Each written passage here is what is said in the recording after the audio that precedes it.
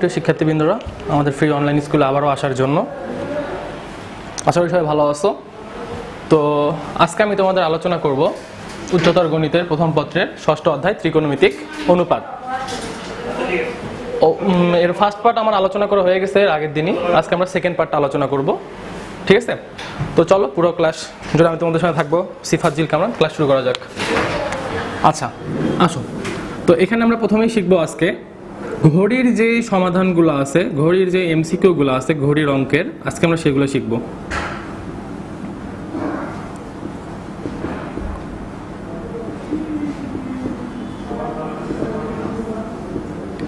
তো এর জন্য আগে আমাদেরকে ঘড়ি সম্পর্কে টোটাল আইডিয়াটা রাখতে হবে।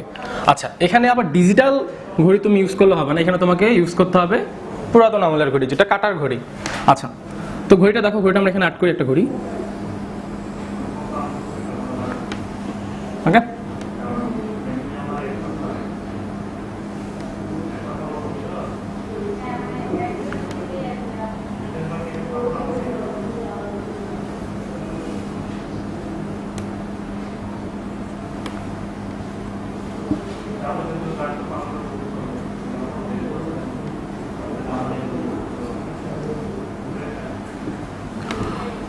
আচ্ছা, এই হচ্ছে একটা ঘড়ি। তো এর মধ্যে একটা ঘন্টার কাঁটা থাকবে, একটা মিনিটের কাঁটা থাকবে, আর একটা কিসের কাঁটা থাকবে? সেকেন্ডের কাঁটা থাকবে, ওকে? আচ্ছা, তো প্রথমেই আসো যে আমরা ঘন্টার কাঁটা নিয়ে আলোচনা করবো। কি নিয়ে আলোচনা করবো প্রথমে? আমরা ঘন্টার কাঁটা।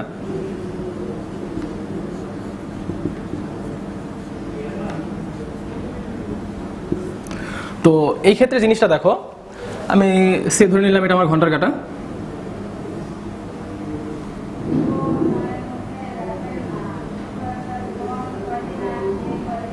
ঠিক আছে?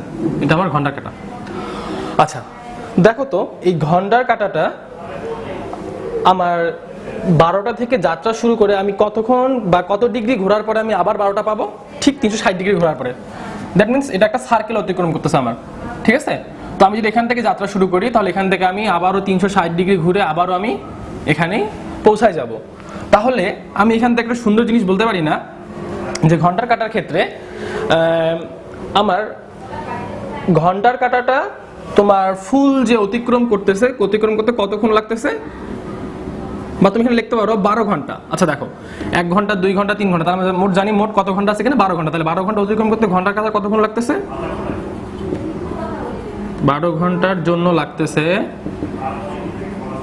360 ডিগ্রি। তাহলে দেখো তো, তাহলে আমি এখান থেকে বলতে পারি না যে 1 ঘন্টার জন্য লাগতেছে আমার 360 ডিভাইডেড 12 এত ডিগ্রি, তাহলে কত দাঁড়ায়? 30 ডিগ্রি। তাহলে আমি এখান থেকে সুন্দর করে বলতে পারি যে ঘন্টার কাঁটাটা আমার 12 ঘন্টার জন্য লাগতেছে মোট কত? 360 ডিগ্রি। তাহলে আমার 1 ঘন্টার জন্য লাগতেছে কত ডিগ্রি? 30 ডিগ্রি। আচ্ছা, তাহলে আমি এখানে সাইড নোট করে নিলাম, 1 ঘন্টার জন্য অতিক্রম করে 30 ডিগ্রি। তাহলে আমি সাইন নোট রাখে দিলাম। আমি কি বললাম? বললাম যে হচ্ছে 1 ঘন্টার জন্য অতিক্রম করে 30 ডিগ্রি। আচ্ছা, তো এখন দেখো, তার মানে দাঁড়াচ্ছে কি যে আমার সেই ঘন্টা কাঁটাটা 12টার দিকে আছে, আমি যদি সেই ঘন্টা কাঁটাটা 1টার দিকে নিয়ে যাই, তাহলে 12টা থেকে 1টার মধ্যবর্তী কোণটা আমার কত হবে? 30 ডিগ্রি, ঠিক আছে? তো এখন দেখো মিনিটের জন্য তাহলে আমরা কি করতে পারি?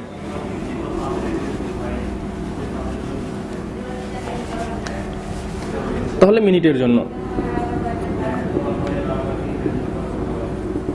তাহলে দেখো মিনিটের জন্য, তাহলে এখানে আমার একটা কাঁটা আছে, সেটা মনে করো মিনিটের কাঁটা,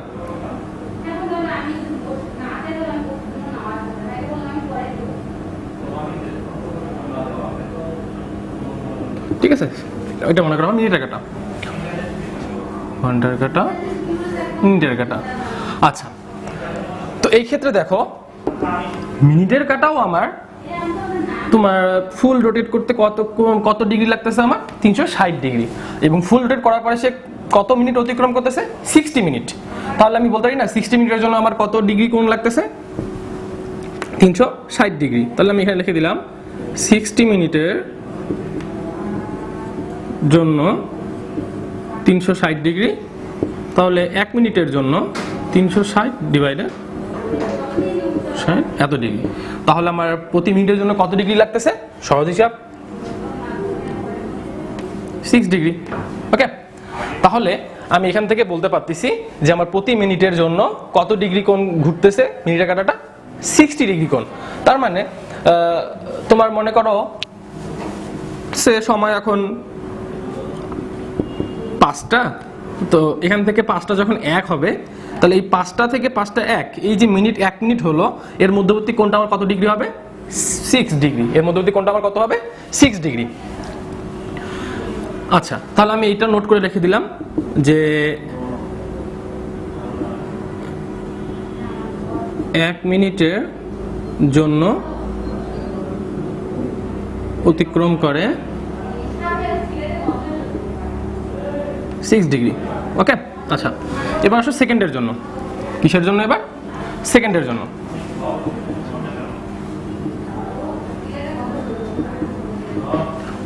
আচ্ছা, এবার আসি আমরা সেকেন্ডের জন্য।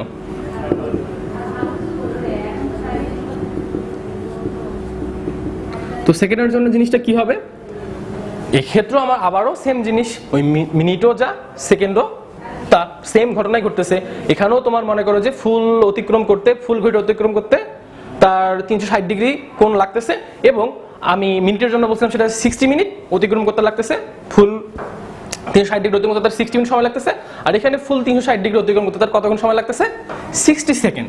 ওকে, আচ্ছা, তাহলে 60 সেকেন্ড অতিক্রম কত ডিগ্রি? 360 ডিগ্রি। তাহলে 1 সেকেন্ডের জন্য আমার আবারও আগের মতো 360, তাহলে 6 ডিগ্রি। আচ্ছা, তাহলে আমি এখানে এটা নোট করে রেখে দিলাম।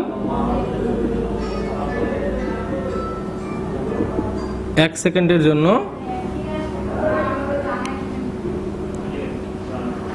অতিক্রম করে 6 ডিগ্রি।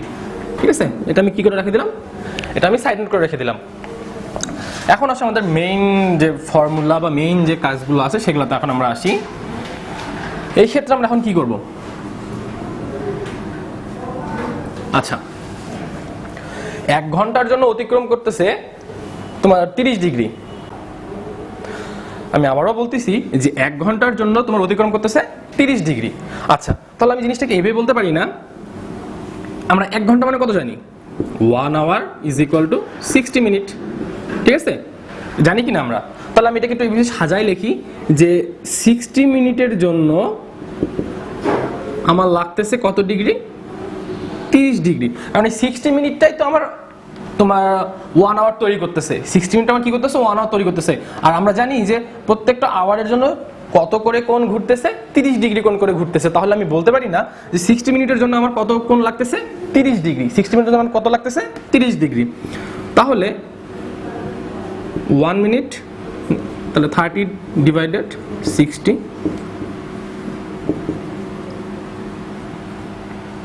তাহলে দাঁড়াচ্ছে কত? Half degree. তাহলে আমি এখান থেকে বলতে পারি কি যে 1 মিনিটের মানে 1 মিনিট বা মিনিটের কাঁটাটা 1 মিনিট অতিক্রম করার সঙ্গে সঙ্গে, মিনিটের কাঁটাটা 1 মিনিট অতিক্রম করার সঙ্গে সঙ্গে ঘন্টার কাঁটাটা কত ডিগ্রি কোণ ঘুরতেছে? তুমি বলতে পারো 0.5 ডিগ্রি, বা তুমি বলতে পারো 1/2 ডিগ্রি। তাহলে আমি আবারও বলতেছি, তাহলে আমি এখান থেকে কি বলতে পারি? এখান থেকে আমি বলতে পারি যে 1 মিনিটের জন্য বা 1 মিনিট সময় অতিক্রম করার জন্য ঘন্টার কাঁটাটা তোমার 1/2 ডিগ্রি কোণ উৎপন্ন করে, বা তুমি বলতে পারো 1/2 ডিগ্রি কোণ অনুসারে অগ্রসর হয়। আচ্ছা, তাহলে আমি এটা এখন বলতে পারি কিনা দেখো দেখি। আচ্ছা, তাহলে 1 মিনিটের জন্য অতিক্রম করে আমার 6 ডিগ্রি আমরা জানি। তাহলে 1 মিনিট ইজ ইকুয়াল টু, তাহলে আমরা বলতে পারি না যেটা আমরা জানি 60 সেকেন্ড। তাহলে আমি এখন এইভাবে বলতে পারি না যে কথাটাকে উল্টাই দিয়ে যে 60 সেকেন্ডের জন্য কত ডিগ্রি ঘোরে? 6 ডিগ্রি। তাহলে 1 সেকেন্ডের জন্য কত ডিগ্রি ঘুরতেছে? 6/60 ডিগ্রি। তাহলে দাঁড়াচ্ছে কত? 1/10 ডিগ্রি। ঠিক আছে, তাহলে আমি এখন তাহলে আমি আবার আগের মতো বলতে পারি যে তোমার 1 সেকেন্ড, সেকেন্ডের কাঁটাটা যখন 1 সেকেন্ড অতিক্রম করতেছে তখন মিনিটের কাঁটাটা 1/10 ডিগ্রি কোণ উৎপন্ন করতেছে বা 1/10 ডিগ্রি কোণ অনুসারে অতিক্রম করতেছে। আচ্ছা, তাহলে আমি এই দুটো কথা একটু সাইন আউট করে রেখে দিই। কি কথা পাইলাম এখান থেকে আমি হচ্ছে যে, আচ্ছা এখানেই লিখি। আচ্ছা, 1 মিনিটের জন্য ঘন্টা কাঁটাটা কত অতিক্রম করতেছে? 1/2 ডিগ্রি। আর 1 সেকেন্ডের জন্য মিনিটের কাঁটাটা কত ডিগ্রি কোণ উৎপন্ন করতেছে? 1/10 ডিগ্রি। ওকে, আচ্ছা তো এখন দেখো, এখন আমরা ম্যাথে আসি। মনে করো একটা এমসিকিউতে বললো ঘড়িতে এখন 7:15 বাজে, বা কোশ্চেনে বললো যে ঘড়িতে 7:15 বাজে, ঘন্টা ও মিনিটের মধ্যে বা ঘন্টা ও মিনিটের মধ্যবর্তী কোণটা নির্ণয় করো বা ঘন্টা মিনিটের মধ্যবর্তী কোণটা বের করো। আচ্ছা, তাহলে কটা বাজছে? 7:15 সে ধরে নিলাম। তো এখন আমি এখানে একটু 7:15 অঙ্কন করি। আচ্ছা, 15 বলতে তাহলে এক্স্যাক্টলি আমার মিনিটের কাঁটাটা 3 ঘর বরাবর যাবে।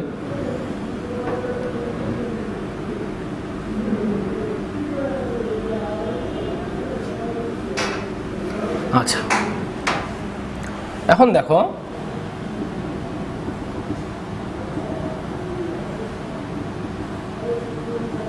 আচ্ছা, তারপরে বলছে কত? যে 7:15। তাহলে আমি এখানে 15 জন্য বলতে পারি যে মিনিটের কাঁটাটা আমার যে 3 নাম্বার দাগটা আসে সেই 3 নাম্বার দাগ বরাবর যাবে। আচ্ছা, এখন 7টা, এখন দেখো তো 7টা থেকে 15 মিনিট হয়ে গেছে, মানে 7টা অলরেডি বাজছে, সেখান থেকে আবার 15 মিনিট গেছে। তাহলে কি ঘন্টার কাঁটাটা কি 7-এই থাকবে নাকি 7 থেকে সামনের দিকে আগাবে? অবভিয়াসলি 7 থেকে সামনের দিকে আগাবে, কিন্তু আমরা জানি না সেটা কত দূর গেছে, সেটা আমাদেরকে বের করতে হবে। কিন্তু আমরা জানি না সেটা কত দূর গেছে। তো আমি একটু আন্দাজ করে নিয়ে নিলাম, যে ধরে নিলাম সে এই জায়গায় আসছে।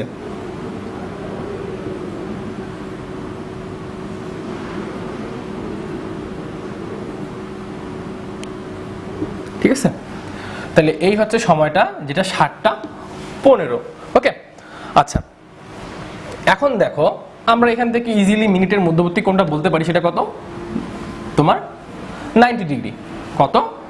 90 ডিগ্রি। কেন 90 ডিগ্রি? কারণ দেখো এই যে এতটুকু আমার এক সমকোণ। ওকে, এতটুকু কত? এক সমকোণ। আচ্ছা, এখন আমরা ঘন্টার জন্য আসি এখানে। তাহলে আমি দুটো তথ্য দিয়েছিলাম যে 1 মিনিটের জন্য বা 1 মিনিট সময় অতিক্রমের জন্য ঘন্টার কাঁটাটা কত ডিগ্রি কোণ অগ্রসর হয়? 1/2 ডিগ্রি কোণ। তাহলে দেখো এখানে অলরেডি 15 মিনিট হয়ে গেছে। এখানে কত মিনিট হয়ে গেছে? 15 মিনিট হয়ে গেছে। তাহলে আমি বলতে পারি না যে 1 মিনিটের জন্য অগ্রসর হয় 1/2 ডিগ্রি, অতএব 15 মিনিটের জন্য অগ্রসর হয় 15/2 ডিগ্রি। বলতে পারি কি না? অবভিয়াসলি বলতে পারি। আচ্ছা, তাহলে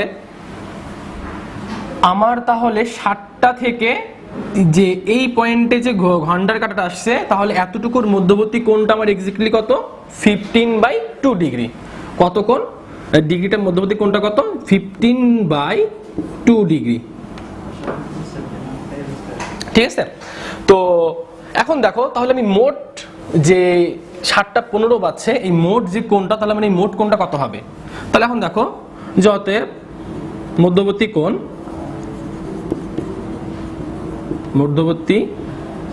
কোণ ইজ ইকুয়াল টু, দেখো 6টা থেকে 3টা, এটা এক সমকোণ তৈরি করছে। কত সমকোণ তৈরি করছে? এক সমকোণ তৈরি করছে। তাহলে এক্স্যাক্টলি আমার তাহলে এখানে কত হবে? এতটুকু 90 ডিগ্রি। ঠিক আছে, তারপরে দেখো 6টা থেকে 7টা, আমার তো 7টার পরে গেছে, ঘন্টা কাঁটাটা 7টার পরে গেছে, তাহলে আমার প্রথমে 7কে ধরতে হবে। তাহলে 6টা থেকে 7টা, আমি একটু আগে বলছিলাম যে 1 ঘন্টার জন্য অতিক্রম করে 30 ডিগ্রি, তাহলে 6টা থেকে 7টা গেছে, তার মানে আমার কত গেছে? এখানে 30 ডিগ্রি গেছে। তাহলে যোগ 30 ডিগ্রি। এখন দেখো 7টা থেকে আবার কতটুকু গেছে? 15 মিনিটের জন্য ঘন্টা কাঁটাটা কত ডিগ্রি কোণ উৎপন্ন করছে? 15/2 ডিগ্রি কোণ। কত ডিগ্রি কোণ? 15/2 ডিগ্রি কোণ। ঠিক আছে, তাহলে এটা ক্যালকুলেশন করলে যা আসবে সেটা হবে আমার এদের এই ঘন্টার কাটার মধ্যবর্তী কোণ, ঘন্টা মিনিটের মধ্যবর্তী কোণ।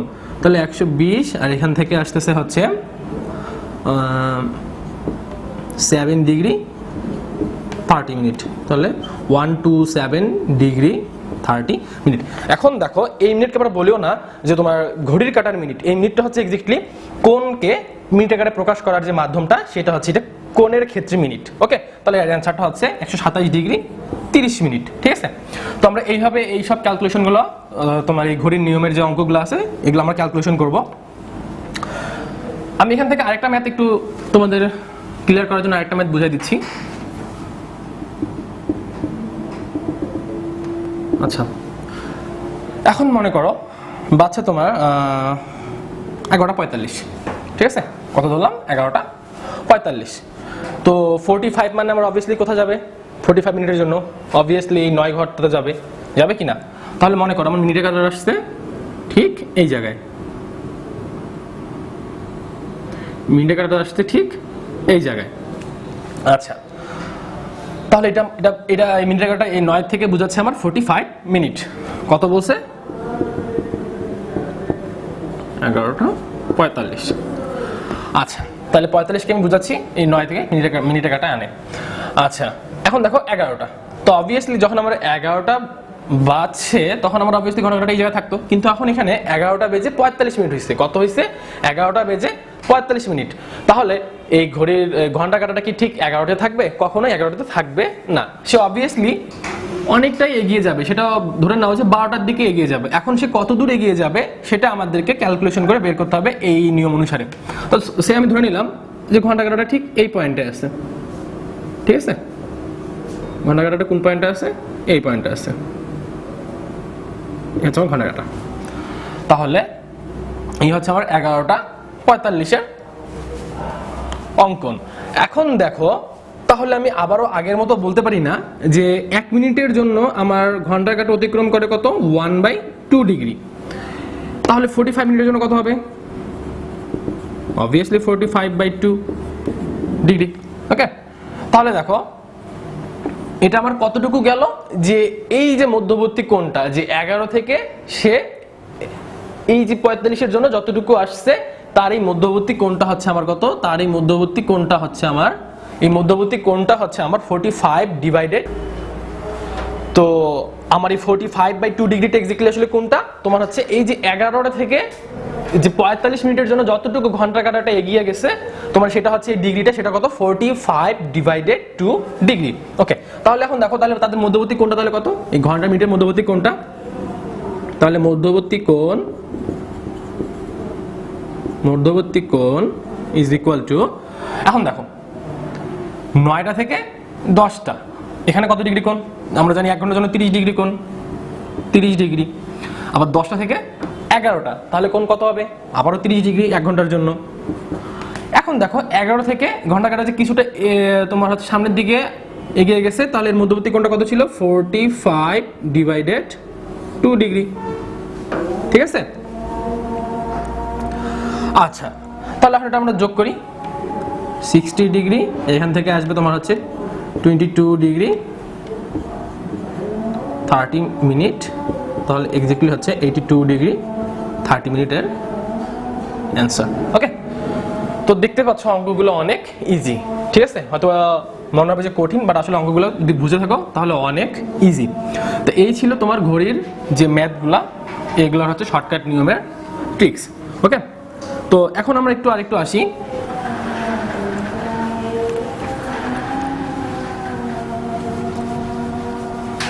সেটা হচ্ছে যে ত্রিকোণমিতিক অনুপাত, যে অধ্যায়টার নাম বললাম আমি ষষ্ঠ অধ্যায়ের, আসলে এই অনুপাত নিয়ে এখনো আমি সেভাবে আলোচনা করিনি।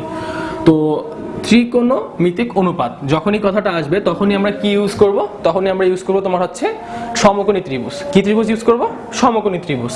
তাহলে আমি সমকোণী ত্রিভুজ নিলাম, ঠিক আছে, এটা সমকোণী ত্রিভুজ,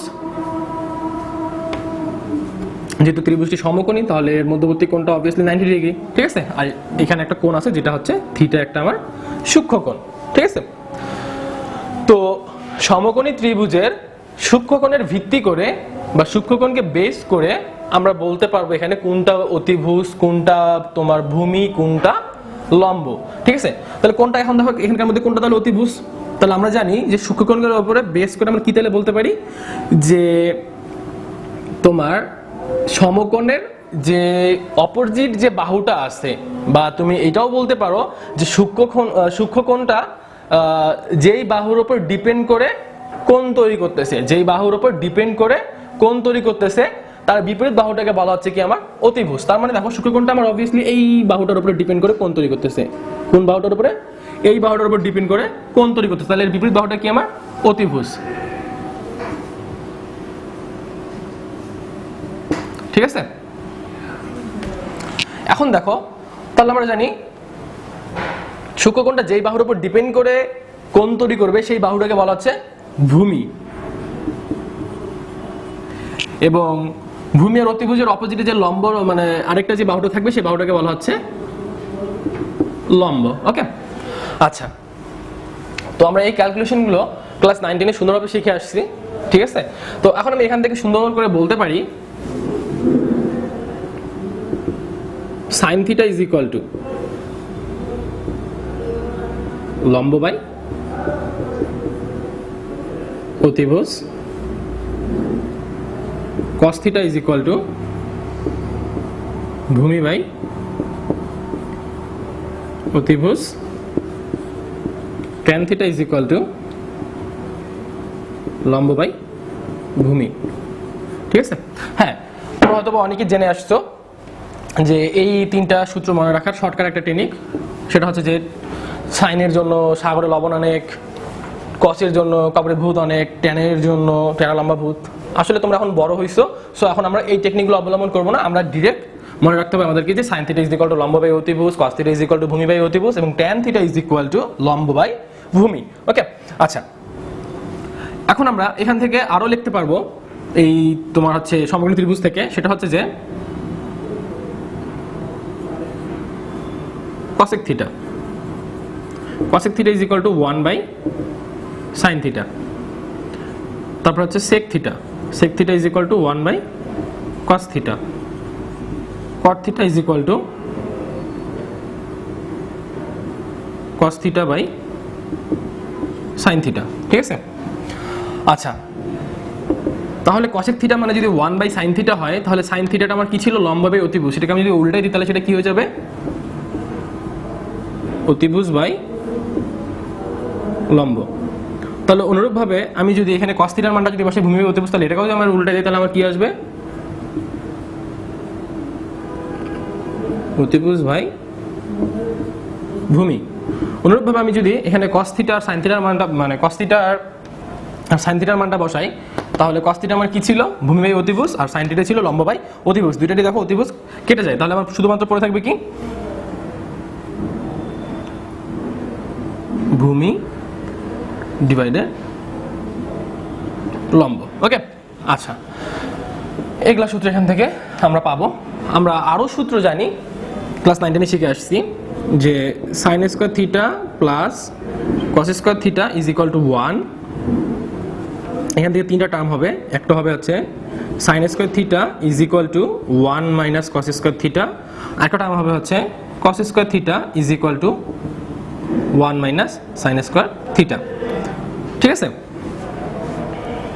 আচ্ছা, আমি লিখে দিচ্ছি, জাস্ট তোমাদের এগুলো মানে আবার পুনরায় মনে করার জন্য লিখে দিচ্ছি। তো এখন দেখো আমি তারপর আরো সূত্র জানবো, সেটা হচ্ছে যে কি? sec square θ tan square θ is equal to 1। তাহলে এখান থেকে আমি কি কি লিখতে পারি? যে sec square θ is equal to 1 plus tan square θ। এখান থেকে আমি আরেকটা লিখতে পারি যে tan square θ is equal to sec square θ minus 1। অনুরূপভাবে আমি আরেকটা বলতে পারি যে cosec square θ minus cot square θ is equal to 1। তাহলে এখান থেকে আমি বলতে পারি cosec square θ is equal to 1 plus cot square θ। এখান থেকে আমি আরেকটা বলতে পারি যে cot square θ is equal to cosec square θ minus 1। ঠিক আছে, তো এইগুলো আমার ছিল হচ্ছে যে ত্রিকোণমিতিক অনুপাতের বেসিক যে সূত্রগুলো, সেগুলো হচ্ছে এগুলো সূত্র ছিল। তো এখন আমরা এখানকার কিছু কিছু অঙ্ক আছে, মূলত আমরা এই অধ্যায়টাকে সবাই স্কিপ করে চলে যাই, ঠিক আছে। হ্যাঁ, আমাদের এই অধ্যায় থেকে সেরকম ভাবে কোনো এমসিকিউ আসে না, সেরকম ভাবে কোনো সৃজনশীল আসে না। হ্যাঁ, এমসিকিউ যদিও বা আসে, সৃজনশীলের জন্য এই অধ্যায়টা কখনোই আমাদের ইম্পর্টেন্ট না। কিন্তু কিছু কিছু সময় এমন এমন এমসিকিউ দিয়ে দেয় যেগুলোর জন্য তোমাকে এই অধ্যায় সম্পর্কে আইডিয়া রাখতে হবে। আবার অ্যাডমিশনের জন্য কিছু কিছু অঙ্ক চলে আসে যেগুলো তোমার এই অধ্যায় তুমি যদি ভালো করে না করো তাহলে তুমি কখনোই সেই অঙ্কগুলো করতে পারবা না। ঠিক সেরকম কিছু অঙ্ক আছে যে অঙ্কগুলো আমরা অলওয়েজ স্কিপ করি। তার মধ্যে একটা অঙ্ক মনে করো দেওয়া আছে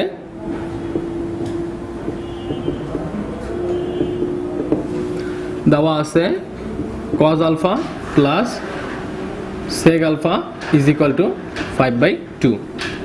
আর প্রমাণ করতে হবে, প্রমাণ করতে হবে যে cos n alpha plus sec n alpha is equal to 2 to the power n plus 2 inverse n। ঠিক আছে, তো দেখো এই অঙ্কটা আমরা কিভাবে ক্যালকুলেশন করতে পারি। তো প্রথমে দেওয়া আছে টপিকটা আমরা তুলে নেই যে cos alpha plus sec alpha is equal to 5/2। আচ্ছা, এখন আমি দেখো তো cos আলফাটাকে ভাঙা দিতে sec আলফাটাকে ভাঙা দিতে পারি কিনা, সেটা কিভাবে দিতে পারি 1/cos আলফা আকারে 5/2। আমি যদি এখন এখানে লসাগু নেই তাহলে কত দাঁড়াচ্ছে cos স্কয়ার আলফা প্লাস 1 এবং সঙ্গে যদি আমি আর গুণ করে দেই তাহলে ইন্টু 2 ইজ ইকুয়াল টু এখানে থাকতেছে 5cos আলফা। আচ্ছা, এটা যদি গুণ করে দেই তাহলে 2cos স্কয়ার আলফা এবং আমি যদি সাইড চেঞ্জ করি তাহলে -5cos আলফা, আর এখানে থাকতেছে আরেকটা আমাদের +2 ইজ ইকুয়াল টু 0। ওকে, আচ্ছা এখন দেখো এটা মিডল টার্মে আমরা এখন ক্যালকুলেশন করব। তাহলে মিডল টার্ম ক্যালকুলেশন করতে গেলে তাহলে আমাদের হিসাব মিলাইতে হবে। তাহলে এখানে কত আছে 4, তাহলে আমি যদি 4 এর ক্যালকুলেশন মিলাই তাহলে এখানে আমাকে কত লিখতে হবে 2cos square alpha minus 4cos alpha minus cos alpha plus 2 is equal to 0। আচ্ছা, তাহলে এখান থেকে আমি কি কমন নিতে পারি 2cos আলফা কমন নিতে পারি। তাহলে কত হচ্ছে cos আলফা মাইনাস 2, এখান থেকে -1 কমন নিলে হবে cos alpha minus 2 is equal to 0। Okay, আচ্ছা তারপরে আমি যদি এখন সাজায় লিখি তাহলে সেটা কি হবে 2cos আলফা মাইনাস 1 আর এখানে হবে হচ্ছে into cos alpha minus 2 is equal to 0। ওকে,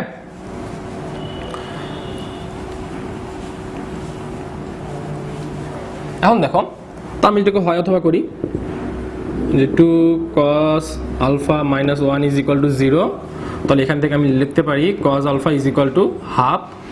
ঠিক আছে, লিখতে পারি কিনা অনুরূপভাবে তাহলে আমি যদি এখানে ক্যালকুলেশন করি অথবা দিয়ে তাহলে এখানে আমি লিখতে পারি cos alpha is equal to 2। এখন দেখো আমরা এটাও ক্লাস 9 শিখে আসছি যে তোমার এই সূক্ষ্মকোণের যে অনুপাতগুলো আছে sine cos tan cot sec cosec, এদের প্রত্যেকটারই একটা নির্দিষ্ট সীমাবদ্ধতা আছে, একটা কি আছে নির্দিষ্ট সীমাবদ্ধতা আছে। ঠিক সেরকমই এই cos এরও একটা নির্দিষ্ট সীমাবদ্ধতা আছে, সেটা হচ্ছে যে -1 থেকে +1, এর মানটা হতে হবে -1 থেকে কি +1, এর মানটা হতে হবে -1 থেকে +1। তাহলে এখন দেখো এখানে কিন্তু আমার এই যে cos আলফার যে এই মানটা এটা কিন্তু আমার এই সীমাবদ্ধতাকে ফলো করছে, বাট দেখো তো cos আলফার এই মানটা কি আমার এই সীমাবদ্ধতাকে ফলো করছে? অবভিয়াসলি এই সীমাবদ্ধতাকে ফলো করেনি, তার মানে আমার এই অ্যান্সারটা কি হবে না, গ্রহণযোগ্য হবে না। তাহলে আমরা এক্স্যাক্টলি নেব cos আলফার মান কত 1/2। তাহলে এখানে সুন্দর করে এখন আমি এই জিনিসটাকে সাজায় লিখি, left side is equal to cos n alpha plus sec n alpha. আমি এটা সাজায় লিখতে পারি cos আলফা দিয়ে। আচ্ছা, এটা আমরা শিখে আসছি 9-10-এ যে সাধারণত কোণের পাওয়ারের জন্য বা কোণের পাওয়ারের ক্ষেত্রে যখনই তোমার কোনো কোণমূলক অঙ্ক আসবে সেখানে যদি কোনো পাওয়ার থেকে থাকে সেই পাওয়ারগুলো সবসময় এই কোণের মধ্যবর্তী স্থানে হয়। আমি যদি সেটাকে আবার উঠাই দিই তাহলে সেটা আমার সম্পূর্ণ বাইরে চলে আসবে। ঠিক আছে, ঠিক আমি এইভাবে লিখতে পারি। তাহলে দেখো এখন cos আলফা, আচ্ছা cos আলফাকে আমরা cos আলফাই রাখি, sec আলফাটাকে চেঞ্জ করে দিই। ঠিক আছে, এখন দেখো cos আলফার মান আমি ওখান থেকে ক্যালকুলেশন করে বের করছিলাম কি 1/2। তাহলে সুন্দর করে এখানে 1/2 আমি 2 বসাই দিচ্ছি। 1/2, এখানে আমার 1/2 টু দি পাওয়ার n। আচ্ছা, এখন দেখো তো সূচকের নিয়ম অনুসারে এটা আমার 2 ইনভার্স n হয়ে যায় কিনা। অবভিয়াসলি এটা আমার 2 ইনভার্স n হয়ে যায়। আর এটা দেখো তো আমার কত হয়, যদি 2টাকে উল্টা দিই তাহলে এখানে হবে 2 টু দি পাওয়ার n। ঠিক আছে, এখন দেখো আমার কি এটা রাইট সাইডের সঙ্গে মিলে গেছে। আমার অঙ্ক ছিল হচ্ছে যে cos n alpha plus sec to the power n alpha is equal to 2 to the power n plus 2 inverse n। আমি সুন্দর করে আমার প্রমাণ পেয়ে গেছি। তো এই অঙ্কগুলো মূলত স্যাররাও করতে চায় না এবং আমরাও নিজেরাও মনে করো যে তোমরা যারা শিক্ষার্থীরা আছো তারা ম্যাক্সিমাম সময় বলো যে না এগুলো থেকে আসলে ভাইয়া বা স্যাররা বলছে যে ওদের থেকে অঙ্ক আসে না, এগুলো অঙ্ক আমরা করবো না। ঠিক আছে, বাট এই অঙ্কগুলো কিন্তু ইম্পর্টেন্ট অনেক। সেরকম আরেকটা অঙ্ক আছে, ওখানে দেখো আমি এর আগের অঙ্কটা ঠিক যেরকম ভাবে দিয়েছিলাম এখানে আমি ঠিক সেই রকম ভাবে এখানে একটা অঙ্ক দিচ্ছি। আচ্ছা, মনে করো প্রমাণ করতে বলছে আমার sin n to the power alpha plus cosec n to the power alpha is equal to 2। তাহলে এই ক্ষেত্রে আমি কি করব, ঠিক আগেরই মতো আমার সব ক্যালকুলেশনগুলো হবে আগের মতো। ঠিক আছে, তাহলে আমি এখান থেকে আবার নেব দেওয়া আছে যেটা, সেটা দেওয়া আছে তুললাম, তোলার পরে এই cosec আলফাটাকে আমি চেঞ্জ করে দেবো। কি করে দেবো এটা আমাকে প্রমাণ করতে বলছে। আচ্ছা, তাহলে আমি এখান থেকে এখন এই লাইনে আসতেছি। আমি cosec আলফাটাকে কি করে দেবো, 1/sin আলফা করবো ইজ ইকুয়াল টু 2। তারপরে sin আলফাকে লসাগু নিলে এখানে আসবে আমার sin square alpha plus 1 is equal to 2 sin alpha. Side change করলে হবে sin square alpha minus 2 sin alpha plus 1 is equal to 0। এখন আমি যদি এখানে আবার ক্যালকুলেশন করি তাহলে আমার কি দাঁড়াচ্ছে, দেখো দেখি এটা a minus b whole square সূত্র পড়ছে। তার মানে আমি বলতে পারি sin alpha minus 1 whole square is equal to 0। অতএব sin alpha is equal to 1। Okay, আচ্ছা, এখন আমি যদি এখানে যদি 1 মানটা বসাই দিই তাহলে আমি ক্যালকুলেশন করে দেখবো আমার 2 চলে আসছে। ওকে, এখন দেখো এগুলো আমরা করলাম নর্মাল যে ত্রিকোণমিতিক অঙ্কগুলো আছে। এদের মধ্যে আবার কিছু কিছু অঙ্ক আছে যে তোমার বলবে যে কেমন, বলছে যে থিটা অপসারণ করো। কি অপসারণ? থিটা অপসারণ। ঠিক আছে, তো আসলে থিটা অপসারণটা কি? অবভিয়াসলি আমার আমি যখন সূক্ষ্মকোণটা বা সমকোণী ত্রিভুজটা আমি যখন আর্ট করলাম তখন আমার সবসময় এটা আমি সূক্ষ্মকোণ থিটা নিচ্ছিলাম। ঠিক আছে, তো এখানে তুমি থিটার জায়গায় তুমি এ বলতে পারো, বি বলতে পারো, সি বলতে পারো, তোমার নামের প্রথম অক্ষর বলতে পারো, তোমার ইচ্ছা মতো তুমি যে কোনো এখানে তুমি লেটার দিতে পারো, বা তুমি যে কোনো তুমি কোণের যে ইয়া আছে প্রকাশ করার রূপটা আছে সেটা দিতে পারো। থিটার জায়গায় তুমি আলফা দিতে পারো, বিটা দিতে পারো, গামা দিতে পারো, সেটা তোমার নিজের ব্যক্তিগত ব্যাপার। তো কথা হচ্ছে যে এখানে যে কোণটা দেওয়া থাকবে সেই কোণটা যদি আমাকে অঙ্ক থেকে অপসারণ করতে বলে তাহলে সেক্ষেত্রে আমি অঙ্কটা কিভাবে ক্যালকুলেশন করব। তো আমরা একটা এক্সাম্পল লিখি। মনে করো দেওয়া আছে x is equal to a cos theta আর y ইজ ইকুয়াল টু দেওয়া আছে b sin থিটা। ঠিক আছে, তো বলছে এই অঙ্কটা থেকে দেওয়া আছে, এটা আমার দেওয়া আছে, এখান থেকে আমাকে কি করতে হবে, থিটাটাকে অপসারণ করতে হবে। কি করতে হবে? থিটাটাকে অপসারণ করতে হবে। ওকে, তাহলে আমি এটাকে যদি 1 নম্বর সমীকরণ ধরি আর এটাকে আমি যদি 2 নম্বর সমীকরণ ধরি তাহলে দেখো তো আমি এখান থেকে সুন্দর করে একটা মান বের করতে পারি কিনা, যে cos থিটা 1 নম্বর সমীকরণের জন্য বলতে পারি cos theta is equal to x by a, আর 2 নম্বরের জন্য বলতে পারি sin theta is equal to y by b। বলতে পারি কিনা? বলতে পারি। আচ্ছা, এখন এটাকে যদি আমি 3 নাম্বার ধরি আর এটাকে যদি আমি 4 নাম্বার ধরি তাহলে আমি 3 আর 4কে এখন দেখো তো যদি বর্গ করি, 3কে বর্গ করলাম, 4কে বর্গ করলাম, করে যদি তাদেরকে আমি যদি যোগ করি তাহলে দেখো তো জিনিসটা কি দাঁড়ায়, যে cos square theta plus sin square theta is equal to x square by a square plus y square by b square. তাহলে আমরা এতটুকু যেহেতু সূত্র অনুসারে আমরা জানি এতটুকুর মান কত 1, তাহলে এক্স্যাক্টলি দাঁড়াচ্ছে x square divided a square y square divided b square. তাহলে এই দেখো আমার অঙ্কের মধ্যে কি হয়ে গেছে, থিটা অপসারণ হয়ে গেছে। ঠিক আছে, তো আমরা এইভাবে থিটা অপসারণ করতে পারবো। তো আরেকটা এক্সাম্পল দেখো, এই এক্সাম্পলটা দিয়ে আমি তোমাদের ক্লাস শেষ করব আজকে।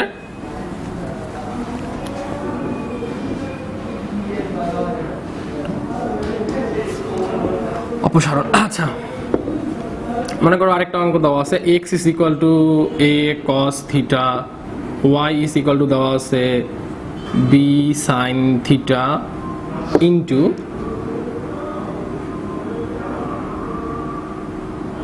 cos phi, z is equal to দেওয়া আছে মনে করো b sin theta into sin phi। Okay, sorry b তো না, এখানে c হবে। C sine theta into sine phi. আচ্ছা, তাহলে আমি এখান থেকে এই অঙ্কটা থেকে আমি কীভাবে থিটা অপসারণ করব? এখান থেকে আমি থিটা অপসারণ করব হচ্ছে তোমার, দেখো আমি আবারও সেম কাজ করব, যে আমি আগে মানগুলো বের করে নেব কোণের, যে cos theta is equal two, এটা যদি আমার 1 নাম্বার হয়, এটা যদি 2 নাম্বার হয়, এটা যদি 3 নাম্বার হয়, তাহলে আমি আবার মানগুলো বের করে নিলে cos theta is equal to দাঁড়াবে আমার x/a, তারপরে হচ্ছে sin theta into cos phi is equal to দাঁড়াবে y/b, তারপরে দাঁড়াবে হচ্ছে sin theta into sine phi is equal to z/c, দাঁড়াবে কি না? আর আমি আবারও যদি এর আগের মতো করে সবগুলোকে যদি আমি বর্গ করে যোগ করি, তাহলে দেখো তো জিনিসটা কি দাঁড়ায়, cos square theta plus sine square theta into